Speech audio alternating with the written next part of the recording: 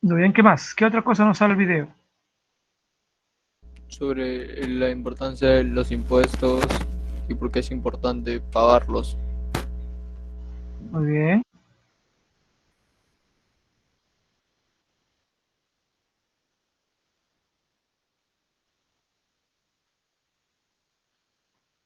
¿Qué otro aspecto, qué otro aspecto, además de que son los impuestos y por qué es importante pagarlos, nos habla el video? Porque los impuestos contribuyen al público en general, por ejemplo, a la salud de su abuelo, como dicen, en los hospitales, en las escuelas, todos los servicios públicos. Muy bien, buen punto. ¿Qué más? ¿Qué más podemos ver? ¿Qué más? En la última parte del video, en la mitad del video y en la última parte se habla de varios problemas en relación con los impuestos. ¿Qué se menciona ahí? La evasión de impuestos. Muy bien, la evasión de impuestos, ¿no? El personaje del animal ahí que siempre quiere algo malo, ¿no? En este caso, evadir impuestos. Muy bien. ¿Qué más? ¿Qué más? ¿Hay algo más por ahí, creo, que se puede indicar? Cuando se habla del precio, ¿por qué es importante pagar boletas según el video? Porque la boleta puede ayudar a que a los demás, o sea, a que nosotros tengamos otros privilegios así como salud, educación y todo eso. Muy bien, bien. ¿Qué más? ¿Por qué otra razón es importante pedir boleta? Según lo que vemos en el video. Sí, Jairo. ¿Algo? Es un comprobante de pago, ¿no?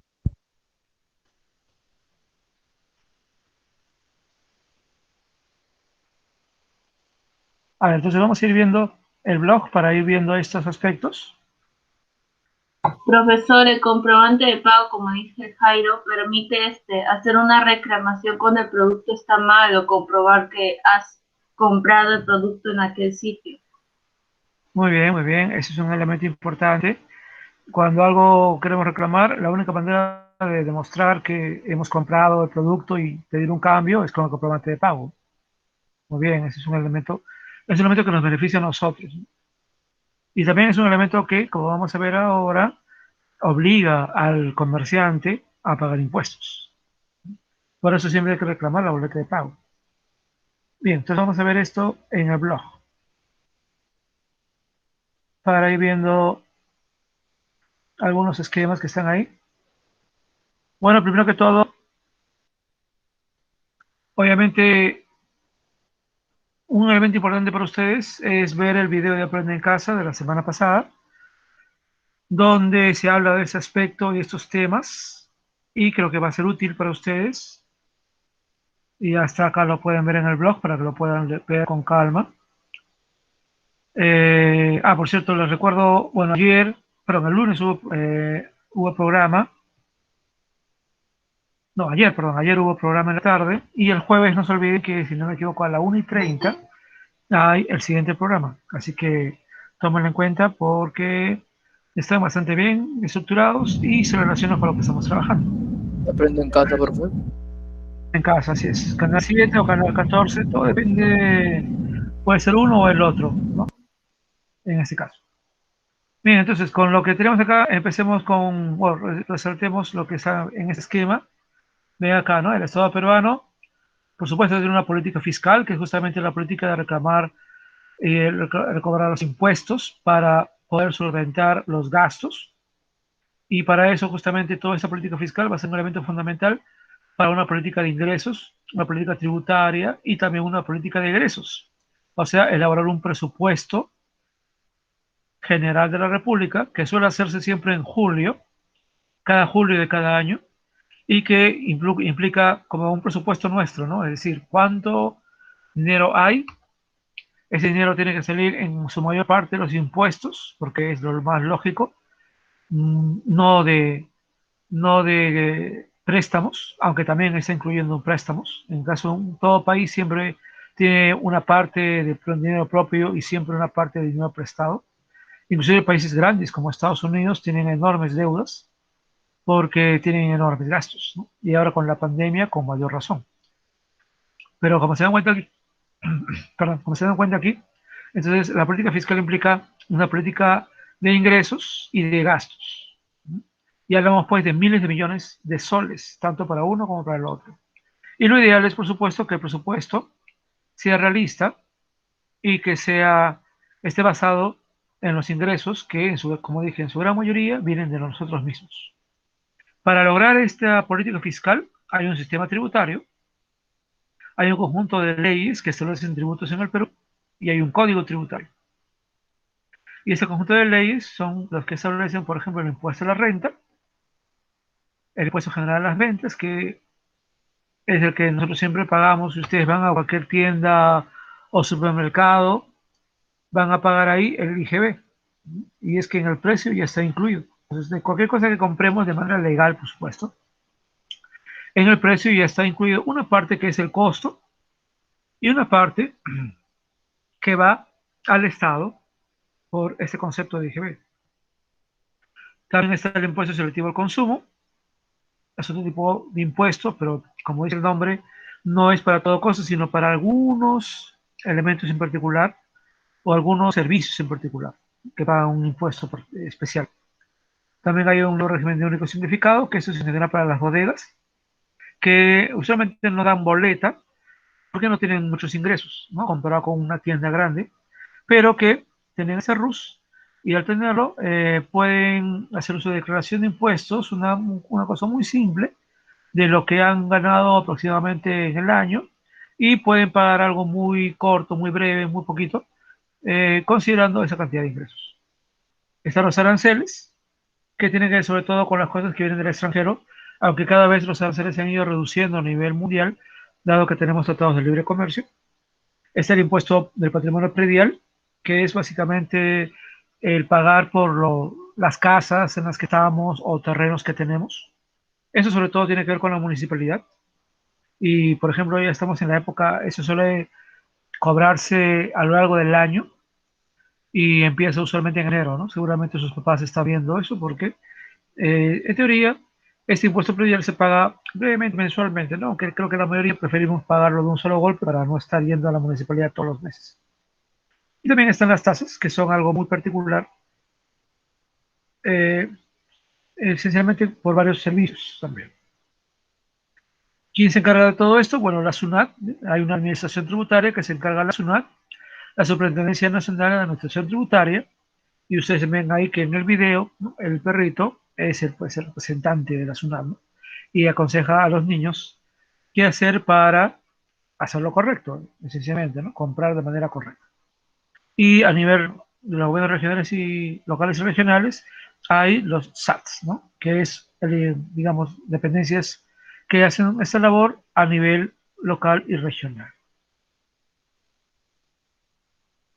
Este es un esquema, entonces, y en este otro esquema nos muestran que la política tributaria, ¿quién la organiza? El MEF, el Ministerio de Economía y Finanzas, y el Congreso, ¿no? Que el Congreso que da leyes que lamentablemente muchas veces, como estamos viendo ahora, van en contra de la política general, pero que se supone que debe haber una coordinación, ¿no? Entre ambos sobre lo que es mejor, ¿no? Bueno, sabemos que este Congreso actual y el anterior, y probablemente el que venga, no respetan mucho la opinión de los expertos, lamentablemente. Y bueno, esto ya lo vimos hace un momento, ¿no?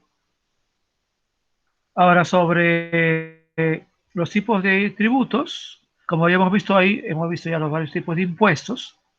Las contribuciones es otro tipo de tributo, pero diferente en el sentido de que no se da de la misma manera ni son tan específicos para todos. Y están las tasas, que tienen que ver con los arbitrios, en este caso municipales, los derechos y las licencias, ¿no? Digamos, si hay varias licencias o lograr una licencia, por ejemplo, de construcción, implica el pago de una tasa por esa licencia. Sobre todo las tasas tienen que ver con los municipios y es a ellos a los que les pagamos estas tasas. Muy bien, un elemento importante que se mencionó al final es justamente el elemento de los impuestos. Y miren acá este esquema, esto viene acá del comercio, y en este esquema aquí del comercio se nos muestra cómo iba el asunto de los impuestos hasta el año 2020, ¿no? Ingresos tributarios 2017-2020, ¿no? Miren, hablamos de, hemos habido un aumento, ¿no? De 90.000, más de 90.000 millones de soles a 122.000, más de 122.000 millones de soles.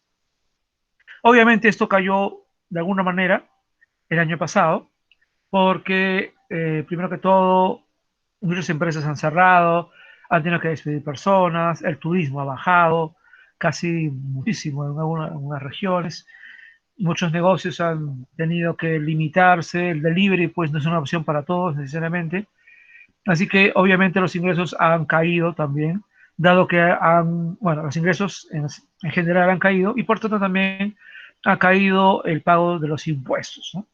Inclusive los que tenemos que pagar impuestos tenemos dificultad para pagar porque al principio no había pues oficinas de la SUNAT abiertas, ¿no? Solamente progresivamente cuando abrieron las oficinas de la SUNAT podíamos ir a ver la declaración, que es automática, ¿no? Porque te llega y cuando tú pagas de manera legal o estás en planilla, como todo es algo legal, entonces te va llegando a tu correo y a tu casilla de la SUNAT, porque tienes que ver una cuenta en la SUNAT, y te va llegando tu deuda. Y bueno, lo asunto es cómo pagarla, ¿no? Yo particularmente lo que hice fue fraccionar en tres pagos que realicé en el transcurso del año. Pero no fue tan simple porque al primer momento, como dije, no había forma de pagar y tampoco había forma de comunicarse. Por ejemplo, yo llamaba a la SUNAT y había un supuesto chat que nunca funcionaba, ¿no? Como para preguntar, ¿no? ¿Qué hago? ¿O dónde puedo pagar? Porque no se podía en ese momento, ¿no? Entonces, claramente, esto obviamente ha caído de alguna manera el año pasado y por eso también este año parece que hay algunas medidas como que todavía parece que no se han hecho efectivos el cobro de las deudas porque estamos en plena segunda ola, ¿no? Pero miren, estamos hablando, miren cuántos millones, miles de millones de soles, ¿ya? Y eso es una cantidad importante, ¿no? Y valiosa, porque de aquí se fundamentan, como ustedes mismos han mencionado, los gastos del Estado. Sin embargo, vamos a ver algunas cosas también que no están tan buenas, ¿no? Por ejemplo, dice aquí formas de ahorro fiscal observables. Y hay formas válidas y no válidas. Por ejemplo, la economía de opción, ¿no? Cuando se ejerce la opción dentro de las posibilidades que el ordenamiento tributario brinda. Entonces, digamos, elegir en qué voy a ahorrar es una opción viable, es algo válido. Pero hay otras opciones que, como nos muestra en el video, no son buenas. Y eso es lo que lamentablemente, y también el programa de Aprende en Casa lo ha resaltado varias veces, son problemas grandes porque son miles de millones de soles que no se recaudan. Miles de millones de soles que han podido hacer la diferencia cuando empezó la pandemia. Todos nos preguntamos, bueno, primero que todo, ¿no? Hay que reconocer que en todos estos años de los gobiernos que hemos tenido inclusive momentos de una gran bonanza. Ahora se han hablado inclusive del modelo económico peruano para decir que estábamos muy bien, porque inclusive en malos tiempos, en la época del presidente Toledo y del presidente Alan García, hemos tenido una economía que ha crecido a pesar de ellos, a pesar de los escándalos, a pesar de los actos de corrupción, la economía peruana ha crecido en esos años. Y se han hecho un montón de obras. También ha habido mucha corrupción, por supuesto. Pero a pesar de todo, ha habido mucho dinero que muchas autoridades no han usado o han malgastado porque no sabían cómo gastarlo. Y es que en el Perú, las autoridades políticas, el Estado, tiene un enorme problema de gestión. Es decir, no saben gastar bien el dinero. Muchos se quejan, no tengo dinero, y tienen dinero, pero no saben cómo gastarlo. Y lo gastan mal, o no lo gastan, aún peor. Entonces, puede que haya un municipio en alguna parte del Perú donde gastan, o donde se demostró, ¿no? Que gastaban en una plaza de toros, cuando no tenían ni agua, o no tenían desagüe, o tenían electricidad una parte del día, no todo el día. Entonces se dan cuenta, ese es un mal gasto. ¿De qué nos sirve una plaza de toros si falta el agua, desagüe o electricidad? obviamente no tiene mucho sentido, pero esos casos se han dado en el país. Entonces, primero que todo hay que indicar que dinero ha habido. Pudo haber mucho más, pero ha habido dinero. Y el gran problema, chicos, no es el modelo económico, como cierto candidato dice, sino el gran problema es el mal uso del dinero o la mala gestión del dinero. Ese sería el gran problema. Porque con todo lo que hemos tenido, se hubiera podido gastar mejor. Por ejemplo, yo tengo un caso que me molesta mucho siempre, ¿no? En el gobierno de Ollanta, el presidente, este presidente decidió invertir, y ha invertido, de hecho, miles de millones de dólares, miles, ¿eh? Miles de millones, en, en una planta de purificación de petróleo en Piura, porque supuestamente era algún gasto estratégico. Y bueno, se ha gastado ahí mucho.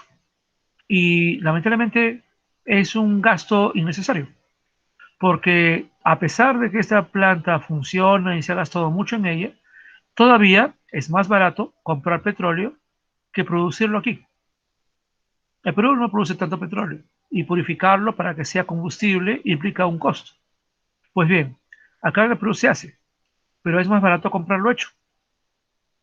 Entonces, y bueno, ese gasto que se hizo porque sí, ¿no? El Perú debe tener su propio petróleo, no debemos depender de los demás, una cuestión muy nacionalista, ¿no? De Ollanta. Pero a la larga se ha gastado un montón de dinero y yo pienso que es por las pruebas. Ese dinero, ¿cuánto hubiera hecho falta para las camas UCIs que nos hacían falta al principio de la pandemia? O los doctores, o los hospitales, o el oxígeno, en fin, todo lo que nos falta. Entonces, o la conectividad, ¿no? Que también es cuestión de inversión. Entonces, el problema, chicos, no es el modelo económico, como dice cierto candidato. El modelo es usar mal el dinero, no priorizar en lo que realmente importa. Ese es el problema de nuestro país.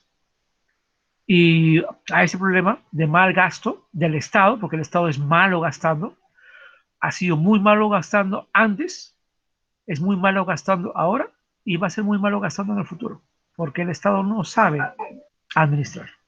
¿Ok? Eso es algo clarísimo. Intentar que el Estado tenga todo el control de la economía es un fracaso. Ya lo tuvimos eso antes. Les recomiendo leer en su libro, buscar el tema del gobierno de Velasco Alvarado, dictador peruano militar que dio un golpe de Estado en el año 68 y gobernó hasta los años 75, donde otro militar lo derrocó. ¿Y por qué lo derrocó? Porque en esos años nacionalizó todo. ¿Y fue mejor? No fue mejor. Fue un fracaso.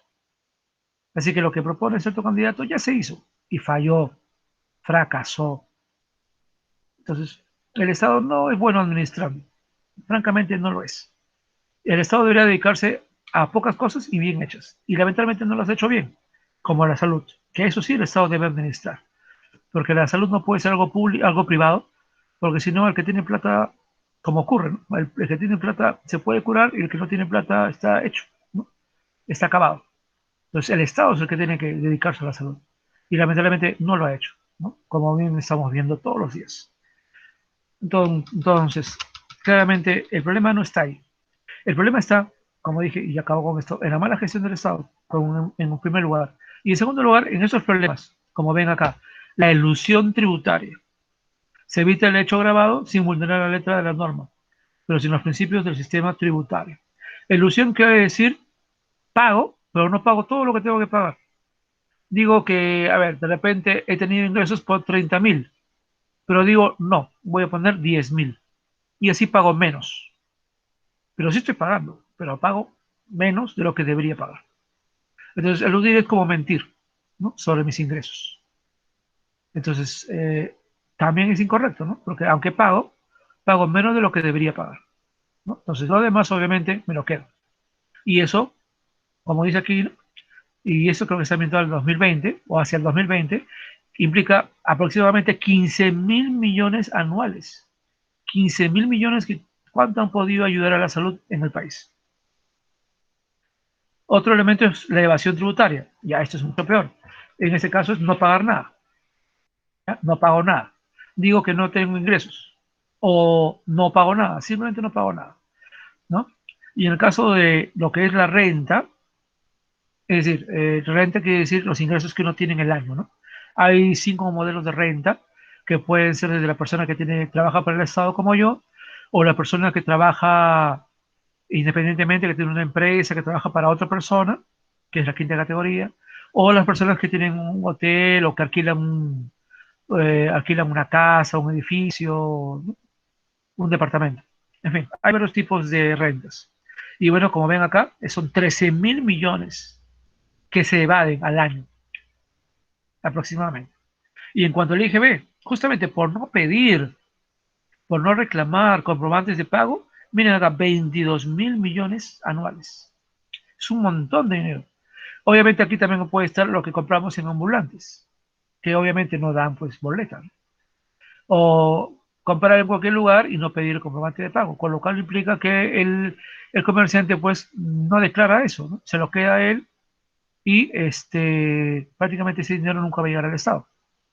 Entonces, claramente, ¿no? Miren cuántos millones, miles de millones estamos hablando acá, ¿no? Casi 50.000. ¿Cuánto ha sido necesario este dinero anualmente para cambiar?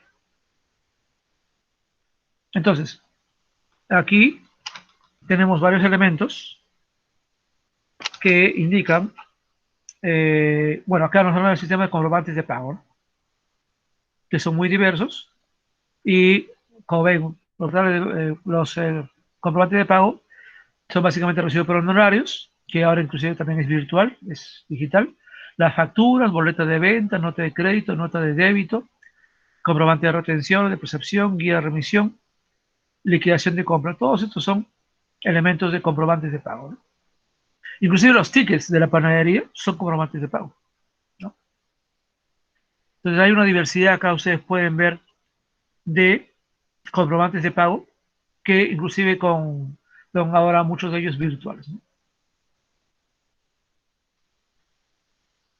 Muy bien, ya, bueno, esto es lo que tengo para el día de hoy y creo que con todo esto ustedes pueden ir revisando la actividad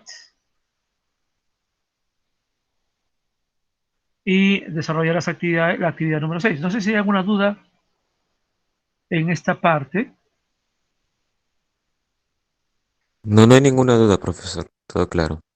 Gracias. Eh, Como veo aquí lo que está en la actividad, es bastante, creo, bueno, son varias preguntas, ¿no? Pero no son tan complicadas. Creo que con una visión del video y sobre todo comparando con lo que les he comentado, pueden resolverlo perfectamente sin tanto problema. No se olviden intentar pegar una imagen de un comprobante de pago, una boleta, factura o ticket en lo que están por presentar. Es un ejemplo de cómo estamos cumpliendo y no olviden hablar de eso con sus padres, porque es muy importante convencer a los papás de que pidan boleta. Y esto creo que es valioso porque obliga al vendedor a tener eso, ¿no? Y ojo con que a veces ellos pueden presentar una guía de remisión o nota de pedido, y eso no es comprobante de pago, ¿no? Tiene que decir factura, boleta o ticket. Un ticket sí, creo que todos sabemos cómo es un ticket, pero tiene que decir ahí, tiene que ver ahí el RUC. Si tiene RUC es comprobante de pago. Si no tiene RUC, no vale nada. Pues no vaya a ser que nos quieran sorprender diciéndonos algo que no es nada, ¿no? Lamentablemente hay a veces mucha viveza por ahí y lo que importa es dirigir el comprobante de pago. A ver, ya con esto vamos a ir terminando ahorita. ¿No hay ninguna duda? Voy a acabar con la grabación. No hay ninguna duda entonces, se entiende todo lo que tienen que hacer. Sí, pero